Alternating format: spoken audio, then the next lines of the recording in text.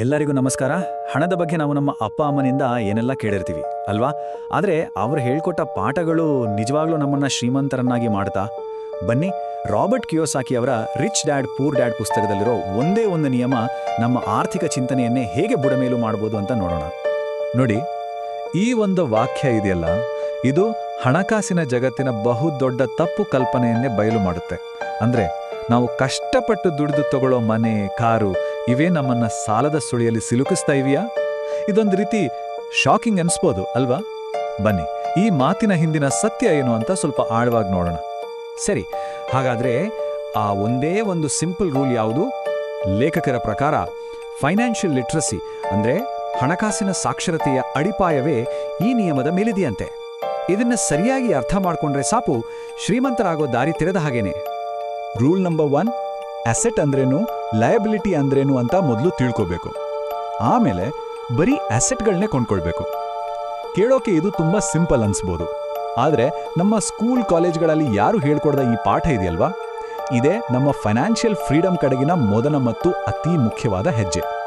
ನೋಡಿ, ಇಡೀ ಹಣಕಾಸಿನ ಆಟ ಇರೋದೇ ಈ ಎರಡು ಪದಗಳ ಸುತ್ತ, ಅಸೆಟ್ ಮತ್ತು ಲಯಬಿಲಿಟಿ. ಒಂದು ನಮ್ಮನ್ನ ಮೇಲೆತ್ತಿದ್ರೆ ಇನ್ನೊಂದು ನಮ್ಮನ್ನ ಕೆಳಗೆ ಅಂದ್ರೆ ಸಾಲದ ಸುಳಿಗ ತಳ್ಳುತ್ತೆ. ಬನ್ನಿ, ಇವೆರಡರ ನಡುವೆ ಇರೋ ವ್ಯತ್ಯಾಸವನ್ನ ಸ್ಪಷ್ಟವಾಗಿ ಅರ್ಥ ಮಾಡ್ಕೊಳ್ಳೋಣ. ಹಾಗಾದ್ರೆ ಅಸೆಟ್ ಅಂದ್ರೇನು? ತುಂಬಾ ಸಿಂಪಲ್. ಯಾವುದು ನಮ್ಮ ಜೇಬಿಗೆ ಹಣ ತಂದು ಹಾಕುತ್ತೋ ಅದು ಅಸೆಟ್. ಯೋಚನೆ ಮಾಡಿ ನೋಡಿ, ನಾವು ಆರಾಮಾಗಿ ಮಲಗಿದ್ದಾಗ್ಲೂ ನಮಗೆ ದುಡ್ಡು ತಂದ್ಕೊಡೋ ಒಂದು ಬಾಡಿಗೆ ಮನೆ ಇರಬಹುದು, ಸ್ಟಾಕ್ಸ್ನಿಂದ ಬರುವ ಡಿವಿಡೆಂಡ್ ಇರಬಹುದು, ಅಥವಾ ಯಾವುದೋ ಒಂದು ಬರವಣಿಗೆಯಿಂದ ಬರುವ ರಾಯಲ್ಟಿ ಕೂಡ ಇರಬಹುದು. ಇವೆಲ್ಲವೂ ಅಸೆಟ್ಸ್. ಇದಕ್ಕೆ ಪಕ್ಕಾ ಉಲ್ಟಾ ಅಂದ್ರೆ ಲಯಬಿಲಿಟಿ. ಇದು ನಮ್ಮ ಜೇಬಿಂದ ಹಣವನ್ನ ಖಾಲಿ ಮಾಡುತ್ತೆ.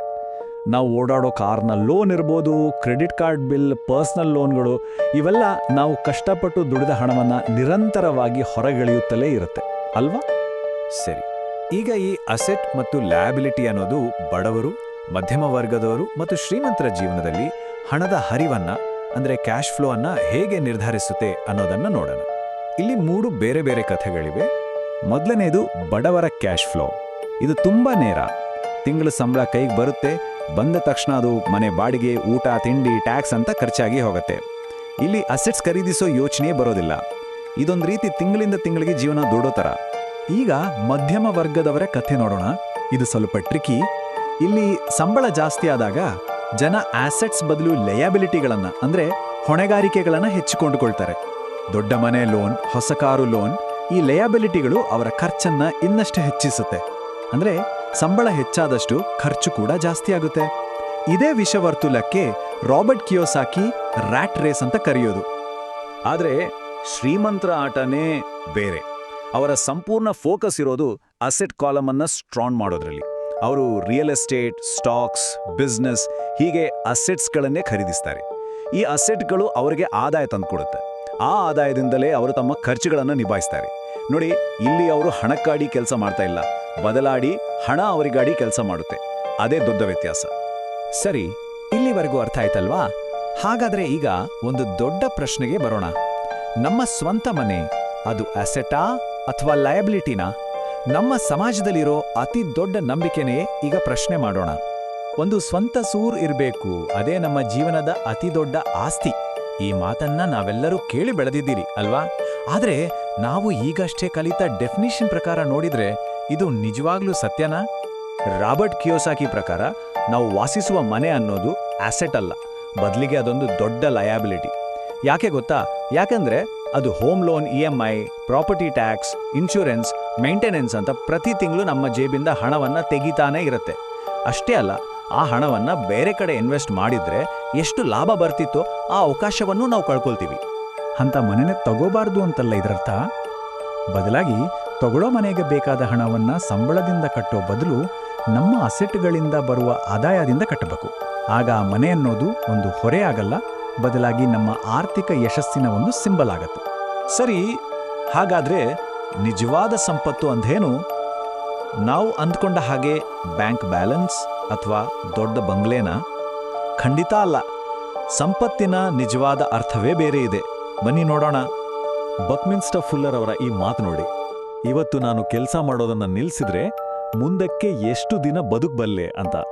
ಇದೇ ನಿಜವಾದ ಸಂಪತ್ತಿನ ಅಳತೆಗೋಲು. ಇದು ನಮ್ಮ ಬ್ಯಾಂಕ್ ಅಕೌಂಟ್ನಲ್ಲಿರೋ ಹಣದ ಬಗ್ಗೆ ಅಲ್ಲ, ಬದಲಾಗಿ ನಮ್ಮ ಅಸೆಟ್ಸ್ ನಮ್ಮನ್ನ ಎಷ್ಟು ದಿನ ಸಾಕ್ಬಲ್ಲದು ಅನ್ನೋದ್ರ ಬಗ್ಗೆ. ಇದೇ ನಿಜವಾದ ಫೈನಾನ್ಷಿಯಲ್ ಫ್ರೀಡಮ್. ಫೈನಾನ್ಷಿಯಲ್ ಫ್ರೀಡಮ್ಗೆ ಒಂದು ಸಿಂಪಲ್ ಫಾರ್ಮುಲಾ ಇದೆ. ಯಾವಾಗ ನಮ್ಮ ಅಸೆಟ್ಸ್ಗಳಿಂದ ಬರುವ ತಿಂಗಳ ಆದಾಯ ನಮ್ಮ ತಿಂಗಳ ಖರ್ಚುಗಳಿಗಿಂತ ಜಾಸ್ತಿ ಆಗುತ್ತೋ ಆವಾಗ ಕೆಲಸ ಮಾಡೋದು ಅನಿವಾರ್ಯತೆ ಆಗಿರಲ್ಲ, ಬದಲಿಗೆ ಅದೊಂದು ಆಯ್ಕೆ ಆಗಿರುತ್ತೆ. ಅದೇ ನಿಜವಾದ ಶ್ರೀಮಂತಿಕೆ. ಒಂದು ಚಿಕ್ಕ ಉದಾಹರಣೆ ತಗೊಳ್ಳೋಣ. ತಿಂಗಳ ಖರ್ಚು 50,000 ರೂಪಾಯಿ ಇದೆ ಅಂದ್ಕೊಳ್ಳಿ. ಅದೇ ಅಸೆಟ್ಗಳಿಂದ ಬರ್ತಿರೋ ಆದಾಯ ಕೇವಲ 25,000 ರೂಪಾಯಿ. ಇದರ ಅರ್ಥ ಏನು? ನಮ್ಮ ಅಸೆಟ್ಸ್ ನಮ್ಮನ್ನ ಕೇವಲ ಅರ್ಧ ತಿಂಗಳು ಅಂದ್ರೆ 15 ದಿನ ಮಾತ್ರ ಸಾಕಬಲ್ಲದು. ನಮ್ಮ ಸಂಪತ್ತು ಕೇವಲ 15 ದಿನಗಳು. ಈ ಲೆಕ್ಕಾಚಾರ ನಮ್ಮ ಆರ್ಥಿಕ ಸ್ಥಿತಿಯ ಕನ್ನಡಿ ಇದ್ದ ಹಾಗೆ. ಈಗ ಕೊನೆಯ ಭಾಗಕ್ಕೆ ಬಂದಿದ್ದೀವಿ. ನಮ್ಮ ಆರ್ಥಿಕ ಭವಿಷ್ಯವನ್ನ ನಾವೇ ಹೇಗೆ ರೂಪಿಸಿಕೊಳ್ಳಬಹುದು? ಅಂತಿಮವಾಗಿ ನಮ್ಮ ಫೈನಾನ್ಷಿಯಲ್ ಫ್ಯೂಚರ್ ಅನ್ನೋದು ನಾವು ಮಾಡುವ ದೊಡ್ಡ ದೊಡ್ಡ ಇನ್ವೆಸ್ಟ್ಮೆಂಟ್ಸ್ಗಳಿಂದ ನಿರ್ಧಾರ ಆಗಲ್ಲ. ಬದಲಿಗೆ ನಾವು ಕಳಿಸುವ ಪ್ರತಿಯೊಂದು ರೂಪಾಯಿಯನ್ನು ಹೇಗೆ ಖರ್ಚು ಮಾಡ್ತೀವಿ ಅನ್ನೋ ಸಣ್ಣ ಸಣ್ಣ ಆಯ್ಕೆಗಳಿಂದ ನಿರ್ಧಾರ ಆಗುತ್ತೆ. ನೋಡಿ, ನಮ್ಮ ಕೈಗೆ ಬರುವ ಪ್ರತಿಯೊಂದು ರೂಪಾಯಿಯೂ ಒಂದು ವೋಟ್ ಇದ್ದ ಹಾಗೆ. ಅದನ್ನ ನಾವು ಸುಮ್ಮನೆ ಖರ್ಚು ಮಾಡಿದ್ರೆ ಬಡತನದ ಪರವಾಗಿ ವೋಟ್ ಹಾಕಿದ್ದ ಹಾಗೆ. ಅದನ್ನ ಒಂದು ಲಯಬಿಲಿಟಿ ಅಂದ್ರೆ ಕಾರು, ಫೋನ್ ಅಂತ ಕೊಂಡ್ಕೊಳಕ್ ಬಳಸಿದ್ರೆ ಮಧ್ಯಮ ವರ್ಗದಲ್ಲೇ ಇರೋಕೆ ವೋಟ್ ಹಾಕಿದ್ದ ಹಾಗೆ. ಅದೇ ರೂಪಾಯಿಯನ್ನ ಒಂದು ಅಸೆಟ್ ಮೇಲೆ ಹೂಡಿಕೆ ಮಾಡಿದ್ರೆ ಶ್ರೀಮಂತ ಭವಿಷ್ಯದ ಪರವಾಗಿ ವೋಟ್ ಹಾಕಿದ್ದ ಹಾಗೆ. ಆಯ್ಕೆ ನಮ್ಮ ಕೈಯಲ್ಲೇ ಇದೆ. ಹಾಗಾದ್ರೆ ಈ ಇಡೀ ಚರ್ಚೆಯ ಕೊನೆಯಲ್ಲಿ ಪ್ರತಿಯೊಬ್ಬರೂ ತಮ್ಮನ್ನು ತಾವು ಕೇಳ್ಕೋಬೇಕಾದ ಪ್ರಶ್ನೆ ಒಂದೇ: ನಿಮ್ಮ ಕ್ಯಾಶ್ ಫ್ಲೋ ಅಂದ್ರೆ ನಿಮ್ಮ ಹಣದ ಹರಿವು ಯಾವ ಕಥೆಯನ್ನ ಹೇಳ್ತದೆ? ಅದು ನಿಮ್ಮನ್ನ ಶ್ರೀಮಂತಿಕೆಯ ಕಡೆ ಕರ್ಕೊಂಡು ಹೋಗ್ತಿದ್ಯಾ ಅಥವಾ ಬಡತನದ ಚಕ್ರದಲ್ಲಿ ಸಿಲುಕಿಸ್ತಿದ್ಯಾ? ಈ ಪ್ರಶ್ನೆಗೆ ಪ್ರಾಮಾಣಿಕ ಉತ್ತರ ಕಂಡುಕೊಳ್ಳೋದೇ ಆರ್ಥಿಕ ಸ್ವಾತಂತ್ರ್ಯದ ಕಡೆಗಿನ ಮೊದಲ ಹೆಜ್ಜೆ.